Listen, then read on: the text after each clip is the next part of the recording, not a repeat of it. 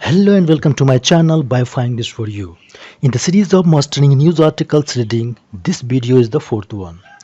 See, I upload two videos daily dealing with news articles only, one for the beginners and the other for the intermediate level learners.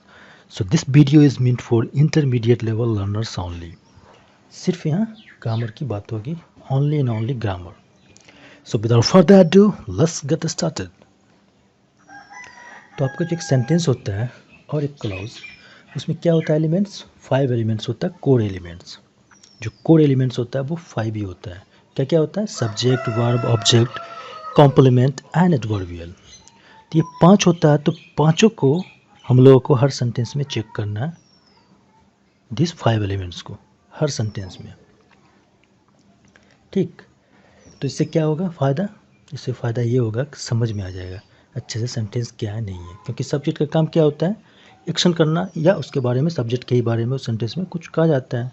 Verb का काम क्या होता है? Action करना. Object का काम क्या होता है?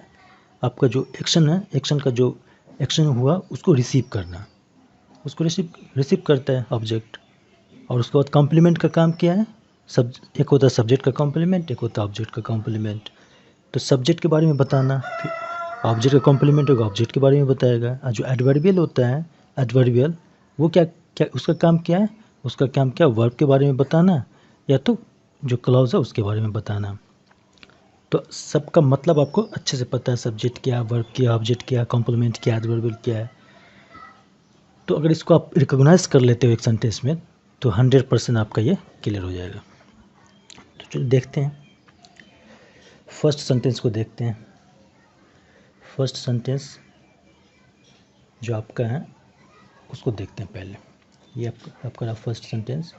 इसमें क्या आपका येलो में सब्जेक्ट है, जो कि सिंपल सब्जेक्ट है. सिंपल होता है, कंप्लीट होता है एंड कंपाउंड होता है. 3 तरह का सब्जेक्ट होता है. तो ये क्या आपका सिंपल है, सिंपल सब्जेक्ट है. उसके बाद आपका क्या यूज़ हुआ? रेड में वर्ब. उसके बाद ब्लैक में क्या आपका? ऑब्जेक्ट. देन पिंक में क्या आपका? एडवर्बियल्स. तो ये आल्सो क्या है? आल्सो क्या है? ये भी आपका एडवर्बियल ही, एडवर्ब है, जो वर्ब से पहले यूज़ हुआ है. इसको एडवर्बियल बोलो. ये वर्ब से पहले यूज़ हुआ है. ठीक. तो एक सेंटेंस में एडवर्बियल कई यूज़ हो सकता है, मल्टीपल.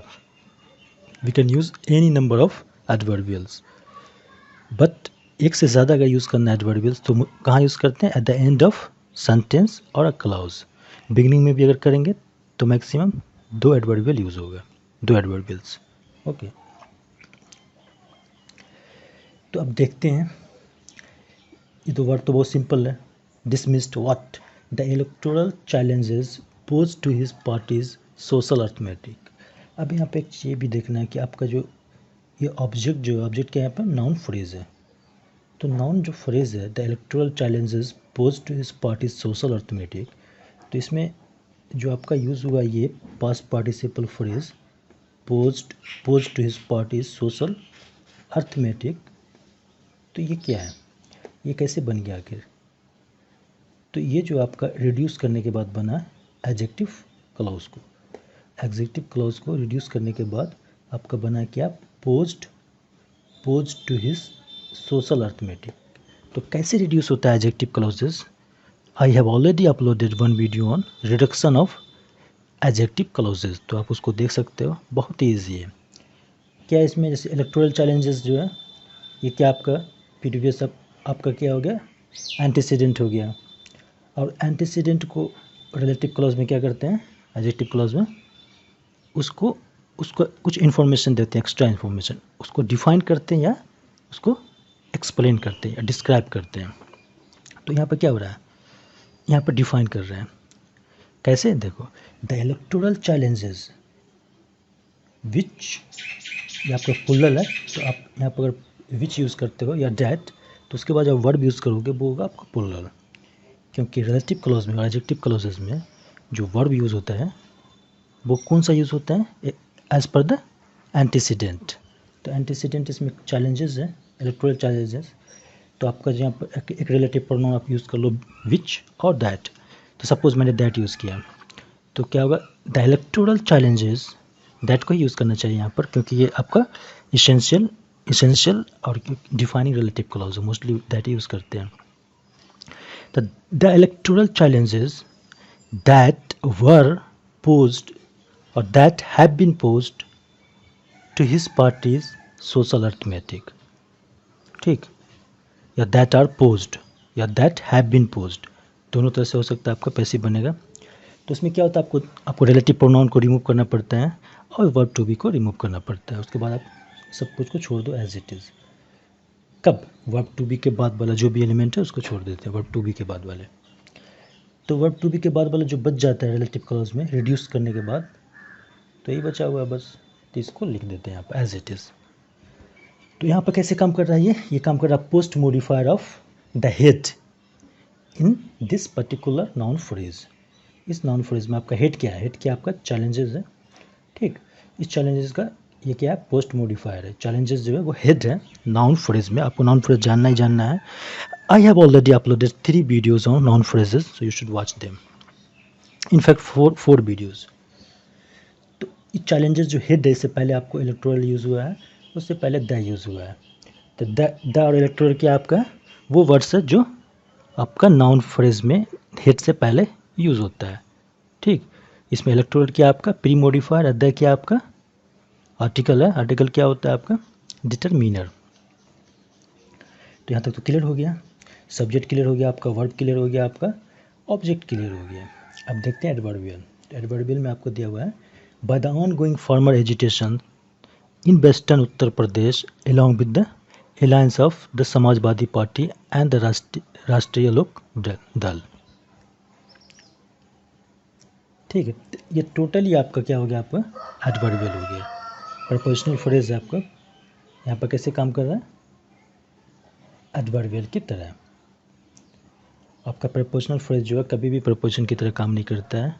या तो वो एडवर्ब की तरह काम करेगा या तो वो एडजेक्टिव की तरह करेगा और समटाइम्स इवन नाउन की तरह. तो यहाँ पे कैसे काम कर रहा है ये? एडवर्बियल की तरह. ठीक, क्योंकि ये क्या बता रहा है? Dismissed electoral challenges pose to his party social arithmetic. तो डिसमिस किया तो उसके तरीका को बता रहा है, मैनर को.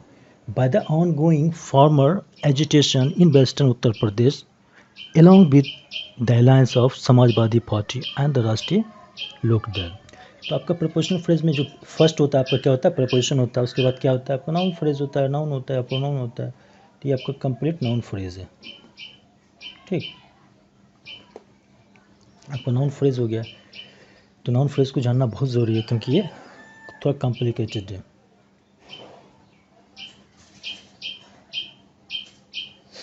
ठीक, तो आपका ये फर्स्ट सेंटेंस आपका कंप्लीट हो गया. अब देखते हैं सेकंड सेंटेंस को. फर्स्ट सेंटेंस में कुछ ज़्यादा सीखने को मिला नहीं.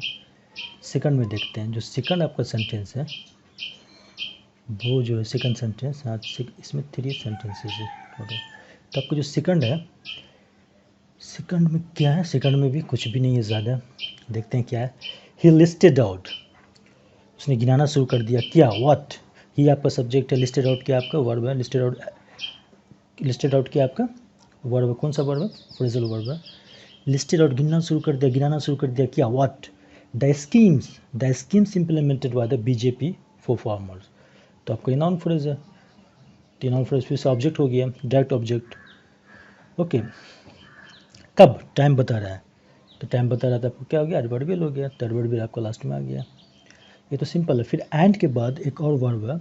ठीक, एक और वर्ब है जो कि फाइनाइट वर्ब है और फिर उसका भी ऑब्जेक्ट है और उसका भी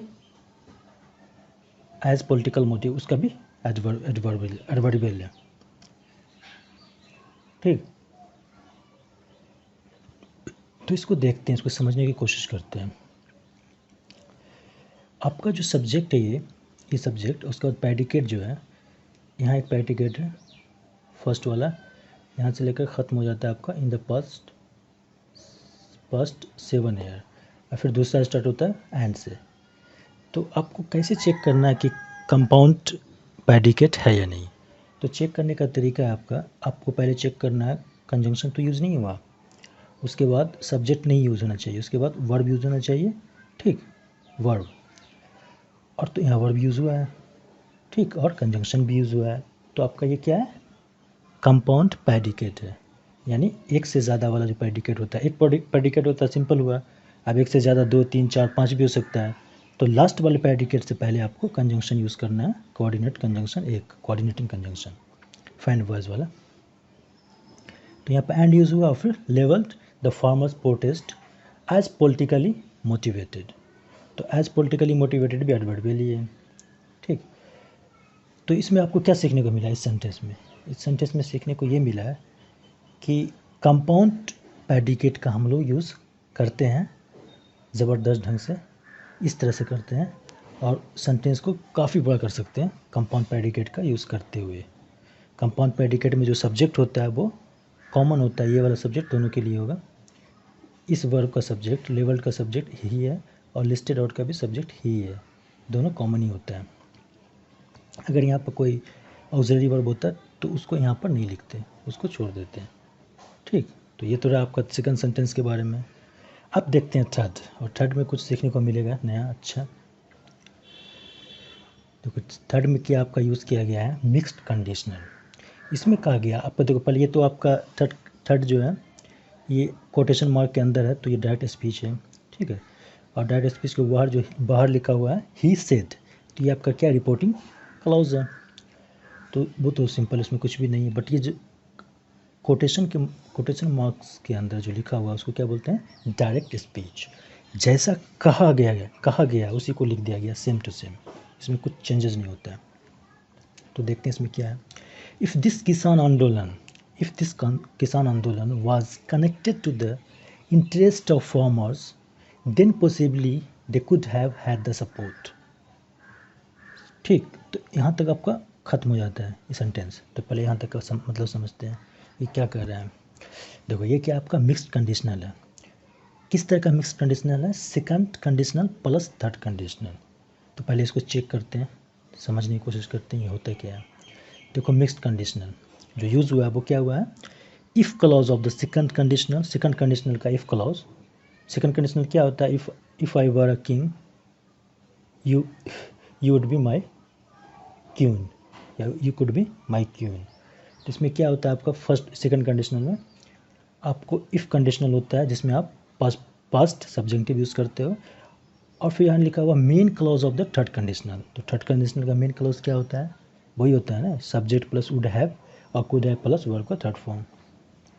इस दोनों को आप जब मिला दोगे तो आप तो प्रेजेंट में ही कुछ कहोगे, बट उसका रिजल्ट जो होगा पास्ट में होगा। फॉर एग्जाम्पल यहाँ देखो, if you were in love with her, अगर तुम उनसे मोहब्बत करते जो कि तुम करते नहीं हो, यू कुड या you would have tied the note with her 2 years ago, आप 2 साल पहले उससे शादी कर लिए होते। तो क्या प्रेजेंट में मैं बोल रहा हूँ, और प्रेजेंट में ये जो फर्स्ट वाला जो क्लॉज है ये आपका इमेजनरी है जो कि ट्रू नहीं है। If you were in love with her, इसका मतलब क्या हुआ, आप उससे लव नहीं करते हो, अगर करते तो आपका क्या होगा, फर्स्ट वाला सेकंड कंडीशनल हो गया और सेकंड वाला जो है ये आपका थर्ड कंडीशनल हो गया। थर्ड कंडीशनल हो गया main clause of third conditional. तो इससे आपको क्या पता चला, इससे पता चला कि आप कंडीशनल को मिक्स कर सकते हो और मिक्स करके अलग तरह का रिजल्ट निकाल सकते हो। तो इसमें रिजल्ट कहाँ दिख रहा है, रिजल्ट इन द पास्ट, 2 साल पहले की बात हो रही है। तो सेम वहाँ भी यूज़ हुआ है, इसमें भी क्या है, इफ़ दिस किसान आंदोलन, अगर ये किसान आंदोलन was connected to the interest of farmers, अगर फार्मर्स के इंटरेस्ट से कनेक्टेड होता, जो कि नहीं है एज पर द सीएम, तो पॉसिबली इसको सपोर्ट मिला होता है। पास्ट की बात हो रही है, प्रेजेंट की नहीं, मिला होता है। तो उन्होंने इस सेंटेंस को कहा और फिर ये भी कहा कि this is politically motivated, this is politically motivated. तो ये भी एक सेंटेंस है, कंप्लीट सेंटेंस, सिंपल सेंटेंस। इसमें सब्जेक्ट दिस है, इस क्या आपका लिंकिंग वर्ड, पॉलिटिकली मोटिवेटेड क्या ग्रे में है, तो ग्रे में क्या होता है आपका इसमें सब्जेक्ट कॉम्प्लीमेंट, ठीक। तो कॉम्प्लीमेंट में इसमें आ गया। कॉम्प्लीमेंट कब आता है, वर्ब टू बी के बाद, यानी कि आपका जब हम लोग यूज़ करते हैं लिंकिंग वर्ब, उसके बाद आता है सब्जेक्ट का कॉम्प्लीमेंट। एंड ऑब्जेक्ट का कॉम्प्लीमेंट भी आ सकता है कभी कभी जब ऑब्जेक्ट के बारे में कुछ कहा जाए तो, ठीक। ऑब्जेक्ट के बारे में कुछ ऐसा कहा जाए कि ऑब्जेक्ट चेंज होकर कुछ और बन जाता है, ओके। नेक्स्ट एक और सेंटेंस है, and any such politically motivated campaign, जो कि यहाँ तक सब्जेक्ट ही है येलो में, विल नॉट रिसीव, क्या आपका वर्ब फ्रेज है, what, support of people and अन्नदाता किसान, ये तो ऑब्जेक्ट है ब्लैक में। और ही सेड आपका क्या है, आपका रिपोर्टिंग क्लॉज है। तो इसमें तो सिर्फ और सिर्फ आपको सीखने को मिला मिक्स्ड कंडीशनल, थर्ड वाले में मिक्स्ड कंडीशनल मिला। अच्छा, एंड यहाँ यूज़ हुआ है, तो एंड क्या है ये, एंड तो कोऑर्डिनेटिंग कंजंक्शन है, बट आप कोऑर्डिनेटिंग कंजंक्शन को फुल स्टॉप के बाद देकर भी स्टार्ट कर सकते हो, ठीक। और इसमें कोऑर्डिनेटिंग में क्या होता है, आपका दोनों जो सेंटेंस होता है, पहला और दूसरा वाला, दो जो होता है, दोनों क्लॉजेज जो होता है एक दूसरे से कनेक्टेड होता है, ठीक। तो यहाँ पे क्या, this is politically motivated and any such political motivated campaign will not receive support of people and अन्नदाता किसान, तो कनेक्टेड है दोनों। तो इसमें अगर एंड को यहाँ कॉमा लगाकर यूज़ करते तो क्या होता है, वो कंपाउंड सेंटेंस बन जाता है, बट ये दोनों क्या सिंपल सेंटेंस है। So this is all about fourth video on intermediate level learning. Okay, so see you in the next video. Bye bye.